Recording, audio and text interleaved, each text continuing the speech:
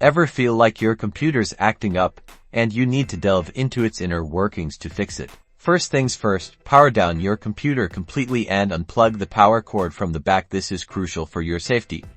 We don't want any accidental shocks. Next, find a well-lit workspace and make sure your computer case is easily accessible. Now, open up your computer case. This typically involves removing screws from the back panel. Sometimes there might be clips. Check your computer's manual if you are unsure how to safely open your case. Inside, you'll see all sorts of components, but we are looking for the motherboard. Identify the small, round, shiny battery usually located near the bottom of the motherboard or on the far side away from the expansion cards. The Cmos battery is held in place by a clip or a small lever.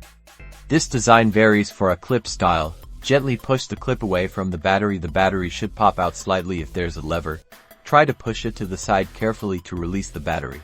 Once it's released, carefully remove the battery. Do not force it. Removing the Cmos battery fully disconnects power to the Cmos chip, which contains BIOS settings, like boot order and hard drive configuration.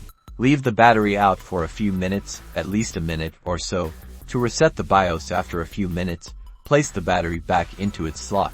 Ensure the battery is properly secured in its slot, whether with the clip or a lever clicked back in place. Close the case and plug the power cord back in. Power on your computer, and if all goes well, your BIOS settings will be reset to the default. And that, my friends, is how you replace your CMOS battery.